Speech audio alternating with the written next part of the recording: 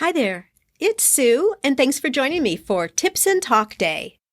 These are bite-sized topics that I pull from community questions and things that I'm observing in the world of handmade small business. If you'd like to submit a topic, DM me over on Instagram at GiftBizUnwrapped. Making a customer feel special is where it's at. Think about your experience from the customer end. Most of the time when you buy something, in a retail shop for sure, but also online, it's a one-and-done transaction. You make the purchase, get a thank you or a confirmation that the order's been received, and that's it. No further communication, and if there is any, it's probably a bounce-back discount to place another order. Now, don't get me wrong, that additional discount is great, but it's very sterile and transaction-oriented. There's no connection being formed between you and that business. Any sales after that are going to be initiated by you, the customer, if you feel so great about the product that you want more, or you remember that company name when it's time to buy a gift. Think now of yourself as the business owner.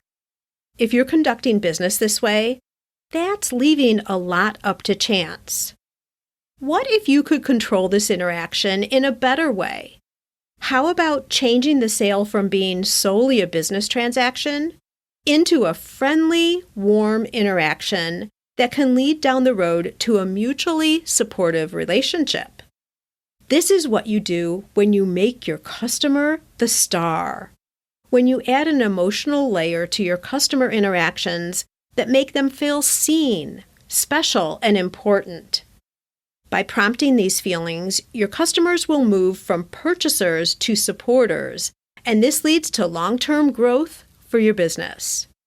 Here are things that you can start doing today to create this type of relationship. It goes without saying that when someone purchases online, your checkout system provides a receipt and a confirmation of the order. In store, you print out the receipt, add it to the bag, and thank them for the purchase. This is 9 times out of 10 where the relationship ends. You get your order in the mail, or you walk out of the shop, and done. This is a critical juncture when taking action here allows for any of these other relationship-building activities to happen.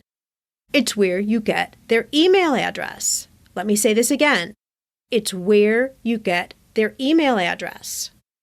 Whether you automatically have access to it because of their online order, or you need to capture it in another way, ask for that address.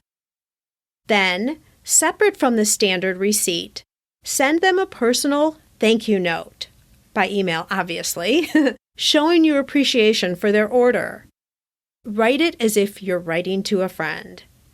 I know there are lots of makers who put handmade thank you notes inside their shipped boxes. This is another spin on the idea. The point here is it's personal and one-on-one. This can also be an automated email triggered by a first purchase tag, but make the wording individualized and with the intent of them feeling appreciated and recognized as being a new customer. Next comes a check-in within the next couple of days after product receipt. You may have separate timing here for delivery of your emails if someone has purchased in person versus online. This would allow and take into account timing of delivery. It's a follow-up of sorts to see how they like their product. Do they have any questions on how to use it, store it, or wear it? The nature of your question, of course, depends on your product. Here's an important point.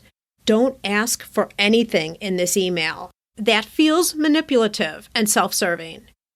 You can have your social buttons displayed in the email, even a link if they'd like to leave a review.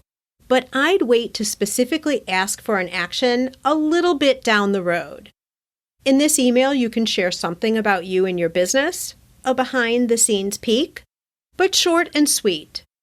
All this leads into an entire email campaign, which I won't get into now. We have other episodes for that, but I want to demonstrate here is how to get the ball rolling for a personal relationship that leads to your customer feeling important. Again, not just like another transaction. As your email communication continues, positioning and wording is important. Lots of people send out emails, as you surely know. I mean, you get them all the time. Or they get lost in that Gmail promotions folder. What I want you to start communicating in your emails is that by being on your special customer list, they're in a select group. They have early notice or special access to things that other prospects don't get. For you to be able to do this, you'll want to have your email list separated into two categories, one for customers and one for prospects. And of course, we're speaking specifically to your customers here. Those who have taken that very important next step and purchased from you. This is a huge action and the one we're always looking for, right? To get people to buy. So when they do, they should move into a favored category and you should treat them with a higher level of care. But you have to tell them that they've achieved this status. How else will they know? The majority of businesses treat their email list as one big group of names. That makes messaging bland, and your ability to deliver a feeling of being important and special as a result of their supporting you in your business is impossible, because everybody is thrown together in this one big list. So separate your list out into customers and prospects. You can do this in pretty much every email service provider these days. Now, the next thing is for them to recognize that they've been elevated into a deeper relationship with you that includes special perks. And to do this, you need to share with them the fact that first off, there is this special group and they're in it. And then every time you do something just for them, remind them that they get it first or they have exclusivity or whatever the case might be.